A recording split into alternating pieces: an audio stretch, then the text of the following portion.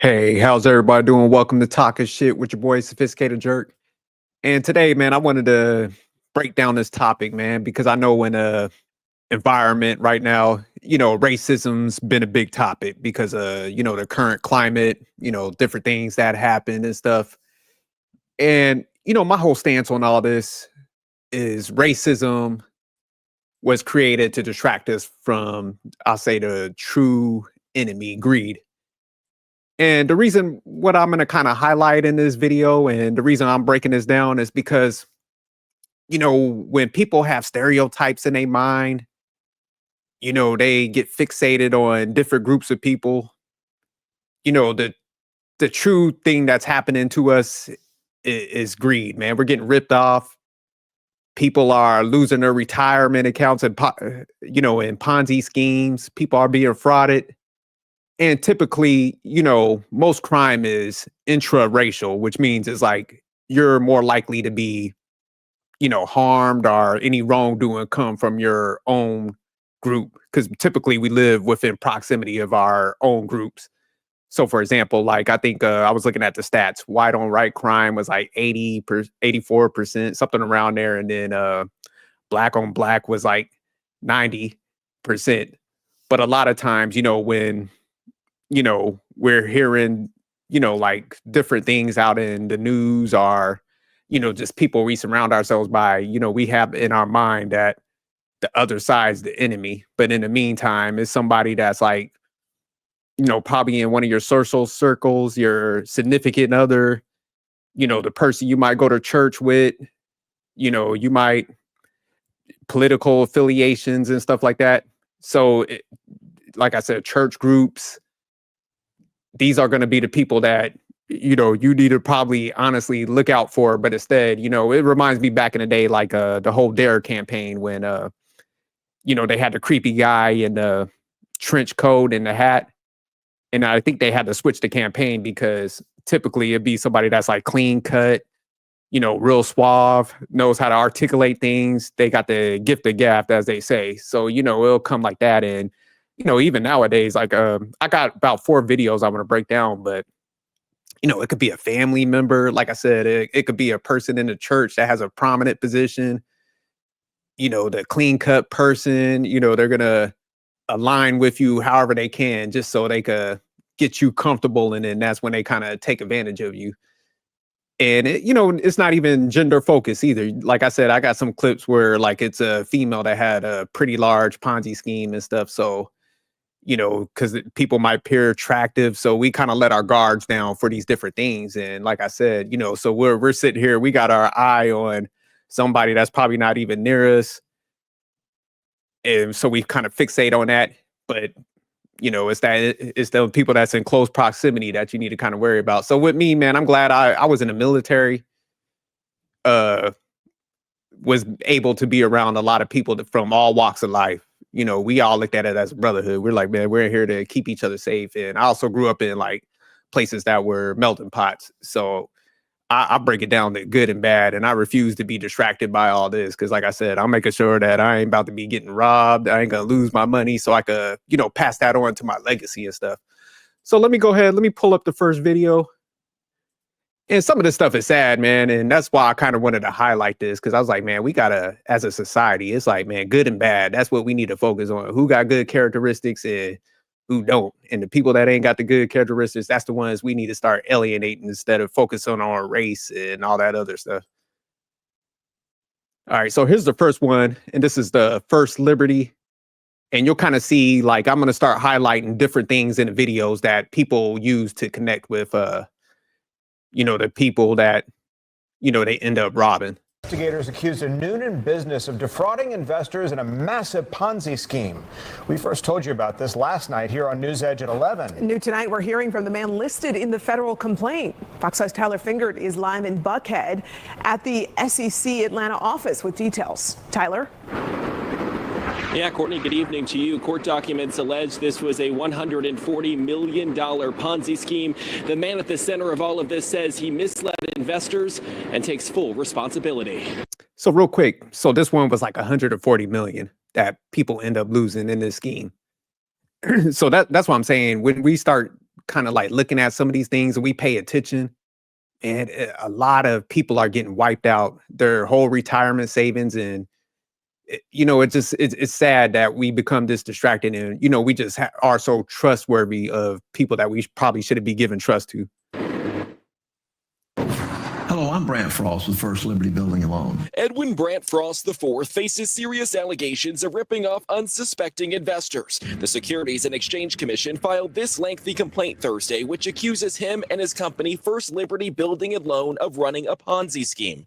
This video taken from First Liberty's YouTube shows him describe his company. At First Liberty, we provide commercial financing for Main Street entrepreneurs to buy, build, and grow things for virtually any kind of commercial project. According to the So like, let me back it up a little bit. So man, like clean cut, don't look like no threat, looks pretty safe. He talks to like, he has that like speech pattern where, he sounds like a trustworthy guy, but you see what I'm saying? I could see why he could fool a lot of people. Virtually any kind of commercial project. According to the SEC's complaint, from approximately 2014 through June 2025, First Liberty and Frost IV sold investment opportunities that offered returns of up to 18%. The Noonan-based company allegedly did this through short-term bridge loans to businesses. The scheme allegedly defrauded about 300 investors of at least $140 million. Marcy Walker isn't a victim, but says she knows some. These were families' life savings. I mean, I know one family that may not even be able to send their kids back to the school that they've chosen because they've lost so much money. The SEC says investors were told loans were good when they weren't performing well and most ultimately defaulted. The SEC's complaint charges First Liberty and Frost IV with violating the anti-fraud provisions of the federal securities laws. Investigators say it operated as a Ponzi scheme since at least... Now that building a little raggedy, man. I don't know if I would have gave somebody my money if I would have seen this building. So yeah, that's what you need to go outside and look around and check out what's going on. 2021. First Liberty was marketed on right-wing and faith-based media.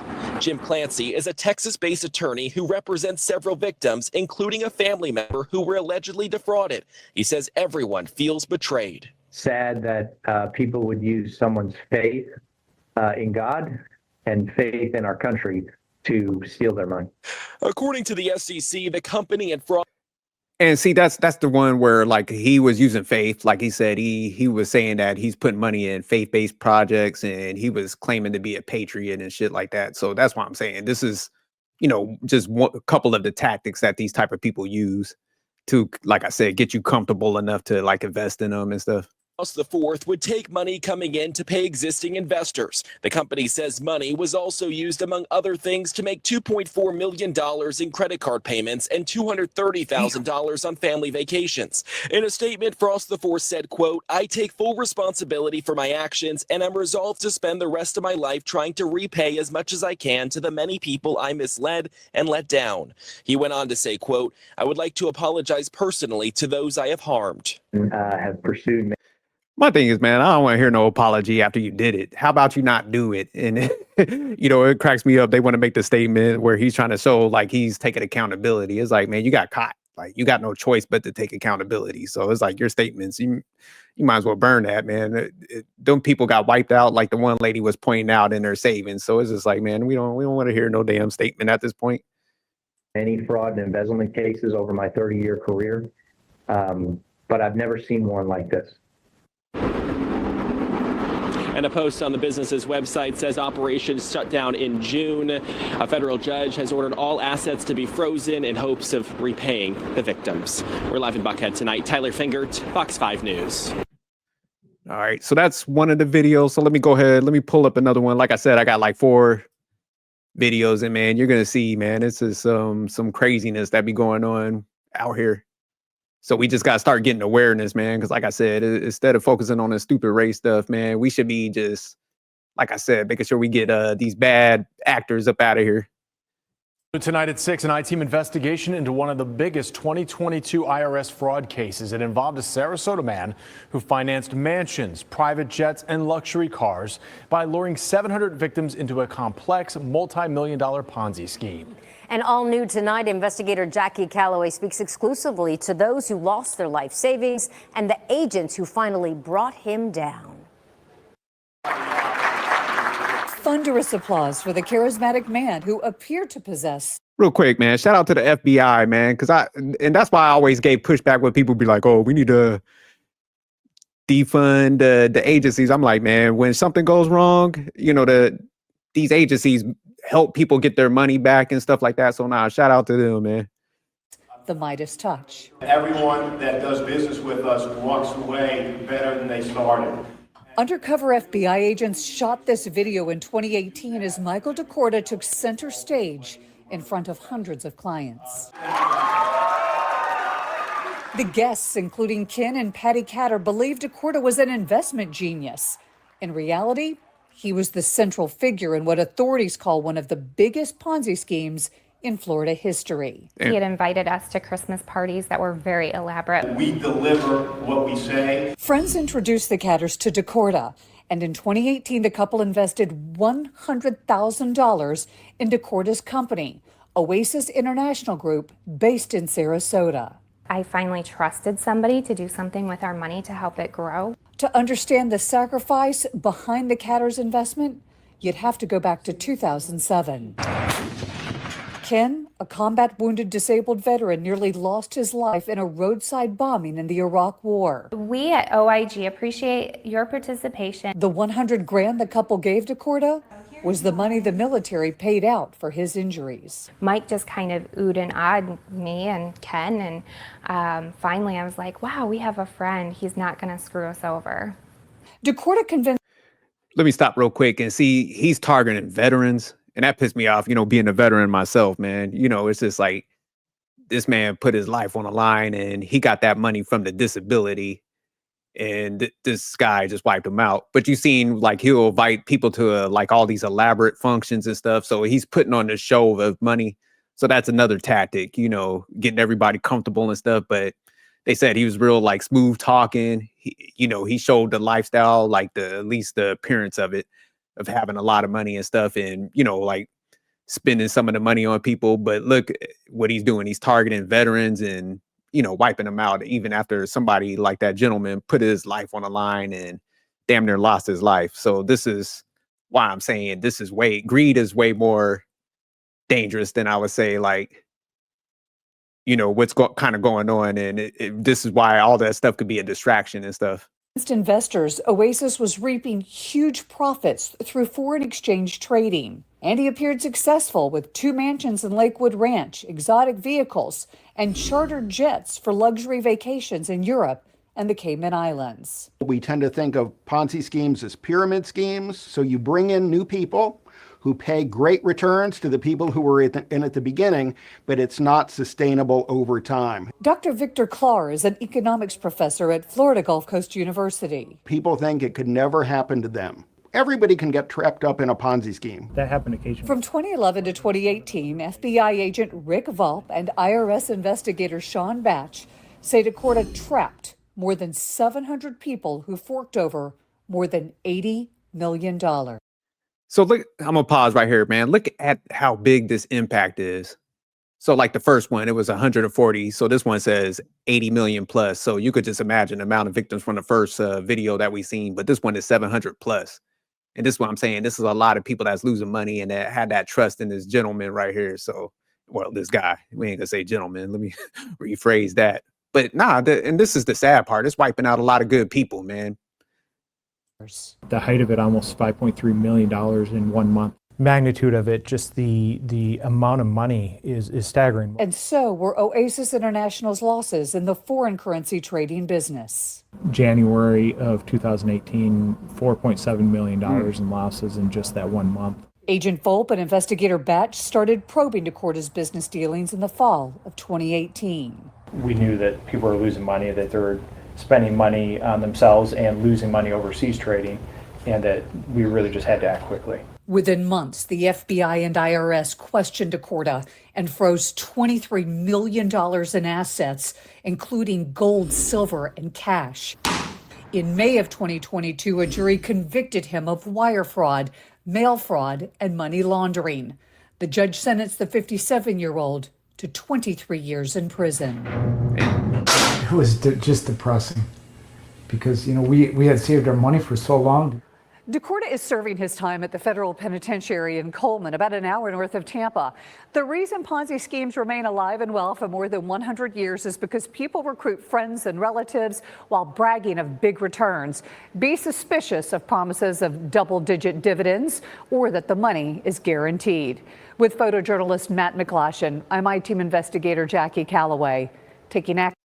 And that's a good point, man. I think people, man, whenever you hear somebody over-promising, man, leave it alone, man. With money, you should be patient. Understand it's going to be gradual gains. You got to look at it long term. So if I hear somebody coming like, "Oh man, I'm getting crazy returns over here," I'm out. I'm like, "Hey, I'll catch y'all later. Thanks, but no thanks." So let me go ahead. Let me pull up the next one. So this next one, this is where it was. This was a different one because it was a female that had a very large Ponzi scheme, 200 million. So out of all of them, she had the highest dollar amount. So that kind of threw me off. So that's what I was saying earlier. I was like, hey, gender, you can't even put that on the table. Because I know back in the day, females typically didn't get involved in this type of stuff. But you're starting to see an uptick in like females running Ponzi schemes. And like I know the one female CEO that got jail time and stuff. So it's starting to happen more and more. Tonight, a South Florida woman was sentenced to 20 years in prison for leading a nearly $200 million Ponzi scheme that defrauded several investors. Nico Clemens is live in Miami tonight. And Nico, you spoke with one of those victims. And he was in court today when the judge sentenced the woman, U2. Look, he said he's moved on, but make no mistake, he says he was angry because this was his money, thousands of dollars. And he's accepted that he won't get most of it back. Everything was good until it was all. But see, you see the picture, man. Attractive female.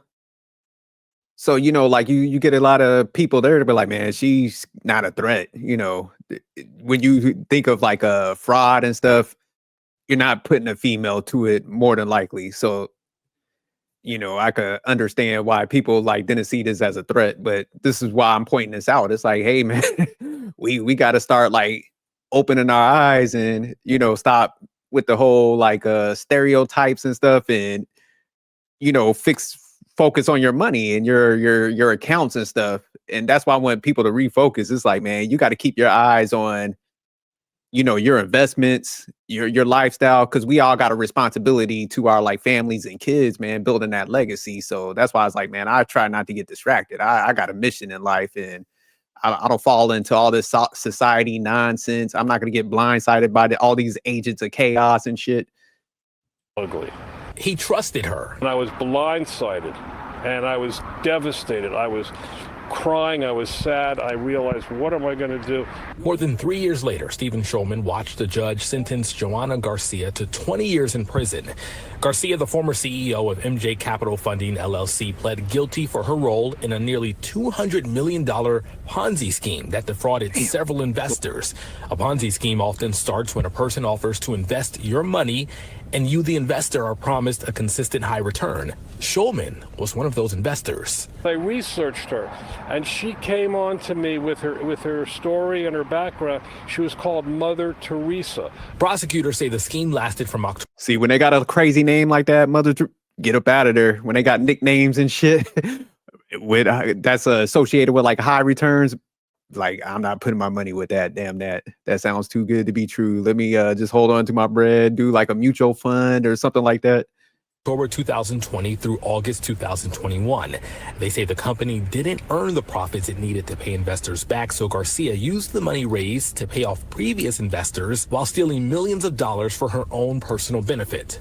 The money that I lost was going to save the lives of animals in distress. Schulman is the CEO and founder of Animal Care Now, a nonprofit that provides emergency funding for animals in distress. He says he trusted Garcia with $50,000. My insurance business faltered. There was COVID killed it. And my real estate business killed it. And so, this came along at an opportune time. Schulman knows he can't go back in time, but he's satisfied knowing there's some justice. I wasn't going to get any money back. I lost everything.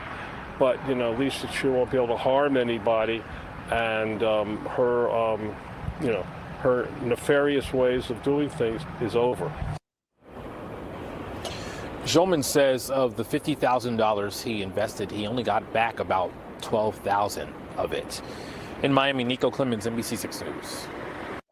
And that's the sad thing about a lot of the cases when they do come in and they try to like recoup people's funds. It's like, because like the last one we saw, man, you know, the guy was spending money on like 2 mansions. So these people are spending that money quick. So that's why, you know, a lot of times people don't get all the money back. But, you know, at least he got a little bit back. But it's still sad because, like I said, man, the guy had like a good cause that he was trying to put his money towards. You know, he, you know, got hit with the other situations that he lost some money out. So that's like I said, man, a lot of good people get wiped out due to this type of stuff. All right, so let me pull up this last video. And this one was definitely messed up. Like I said, the dollar amount ain't as high as the other ones, but this one where it kind of hit some of the family members got taken advantage of. So that's why I was like, damn, this is messed up. But let me go ahead and play the video. 5 responds, a bad business model or a Ponzi scheme? That's what several people who invested money with a popular Chicago home flipping business are asking themselves tonight. The owners of iFlip Chicago are accused in lawsuits of luring inexperienced investors into predatory loans, leading to financially devastating consequences for dozens of Chicago families. PJ Rendawa unravels how things went wrong. If you're interested in actually learning how to flip homes. In late 2020, Amira Hadid signed up for a home flipping boot camp offered by real estate company iFlip Chicago. iFlip Chicago boot camps is 100% hands-on. This is something that my mom always wanted to do, and I'm a fan of HGTV. Yeah, and it's your own cousin. Yeah, and who can't trust family? My name is. See, and that's the messed up one because it's her own family. And, you know, she very intelligent, had a high position. So it's just like, she's probably looking at it like, man, my own family ain't gonna like rip me off. I got some extra money and stuff. I'm doing good. So let me put it into this new business adventure. So this one would have definitely been hard to see, but you see, man, greed, it don't care about gender, the color of your skin, your religion. People that are greedy like this, man, they'll gobble up anybody. And like I said, it's like in close proximity to you. So yeah, this is why we definitely gotta, like I said, start getting focused on this. It's my wife, Michelle Nicole Bay. That's Amira's cousin, Michelle Bay. She and her husband, Ramo Bay, run iFlip Chicago. In addition to boot camps, the company offers joint venture partnerships to first-time investors who want to flip a home. There were a lot of people who had successfully done flips with him. Tatiana Barnett is a realtor and iFlip boot camp graduate. Both she and Amira say after the boot camp, they were recruited into iFlip's joint venture program. It was supposed to work like this. Participants would have to provide some upfront capital. iFlip would find the property, provide access to the lender, and oversee the renovation. Then iFlip would sell the home for you and take 30% of the total profit. You don't have to worry about any of this stuff because they have all of these relationships. To get financing through iFlip's preferred lender, Ramo Bay told the women his name had to be on their loan. Being in real estate, it's not something that's unheard of if you don't have a track record of doing, fix and flips with lenders. At closing, each woman hired iFlip's preferred real estate attorney, Alex Ranja, to represent them. But Tatiana says Ranja never showed up at her closing. They didn't know it yet, but in hindsight, this is where they say things went terribly wrong. So they had themselves deeply rooted into this business model. So he was just like, look, you got to put me on a loan, use my attorney. So that right there should be a red flag when they should give you recommendations, but it should be somebody on their staff and stuff. So that's definitely a red flag, for people moving forward. Wrong. Buried in the hundreds of pages of documents they signed during closing were 4 sentences in the loan agreement that put them on the hook for Ramo Bay's debts. It was part of a cross-default and collateralization clause that meant if Ramo went delinquent on any of his own loans, the lender would charge what Ramo owed to the loans he held with other iFlip participants, like Amira and Tatiana. Damn, that's shady. And Ramo had several past due balances. The women's loan documents show they were charged thousands in cross-interest fees, all transferred from Ramo's delinquent. Let me stop right there. So like you see those payments, man, that's a lot that like when he made them put his name on their loans, it makes sense now because now he's like cross interest. So it's like 12,000, 10, 8, 13, 4, 6, 7. So yeah, they coming after the people that's like, you know, pretty solid to get their payments that he owed them. So yeah, that's crooked as hell. Delinquent loans. This was never about flipping property. This was about taking loans out to pay a debt that didn't belong to us. The loans then went on to fail. They were never written to succeed. They were predatory loans. Now lawsuits recently filed by both women say iFlip lured them into a real estate investment Ponzi scheme, and the lender and real estate attorney were in on it. So instead of you getting the money to pay the contractors and renovate the home, what was happening with it? We have no idea where the money is. How much are we talking about here? I have lost $169,000. Damn. I'm sorry.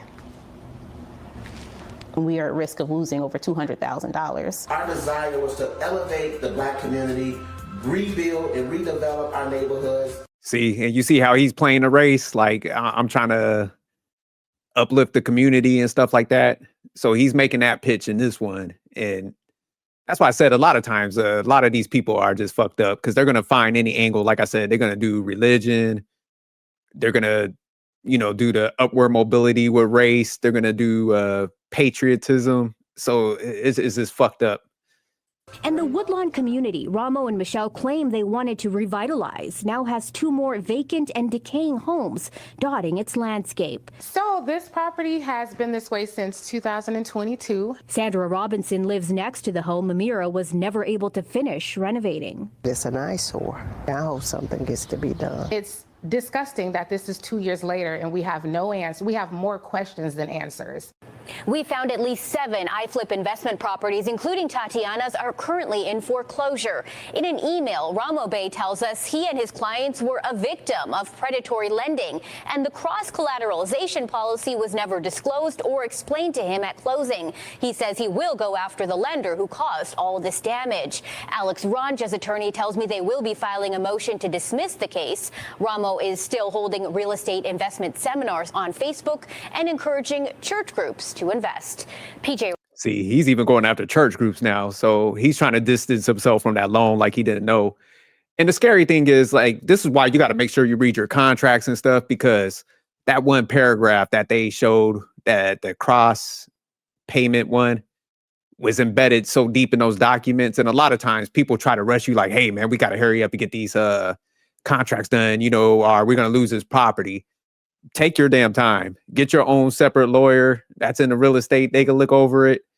Because it's like if you miss, you're being rushed and you're like, man, I don't want to miss out on this investment opportunity. And then you overlook something like that, man, you could get stuck, you know, in these type of situations. So definitely take your time. And if somebody's rushing you, just be like, you know what, I'm good. I'll wait for the next opportunity. So don't ever just sign off on shit unless you fully read them documents. But all right, man, this was the last video right here. So again, man, we got to stop with this whole nonsense. Let's stop being distracted.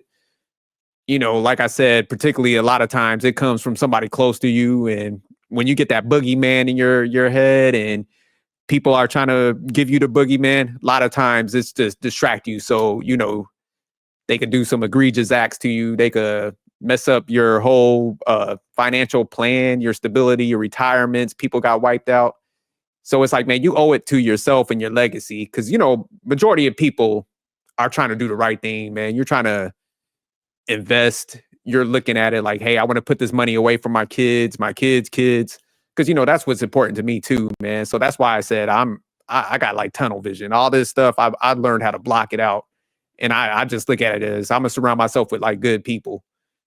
And that comes from all walks of life. Like I said, when I was in the military, I just had that experience. So I think people just got to start opening themselves up and start surrounding yourself with good people and, you know, just the whole stereotype things, man. I think you need to let that go because as we've seen in this, it's going to come from somebody a lot of times that look like you, that might have the same religious affiliation, that's going to attach to your, you know, the charitable events that you might be involved with. Those people are showing up there too because they just looking for good people. And that's a lot of times those are the people that they end up targeting that's associated with different things like, oh, wow, you love animals. I love animals too. Oh, man, you go to this church. Wow. You know, I do finances. Here's my card. So, they're not going to press, but they start luring you in and stuff. So, but meantime, everybody's like looking at the opposite groups, and you probably really don't have that many interactions with other groups a lot of the times, because it's just like, man, you might not even live in those areas. So we just got to get better at it. But all right, y'all, man, I'm out of here. Peace.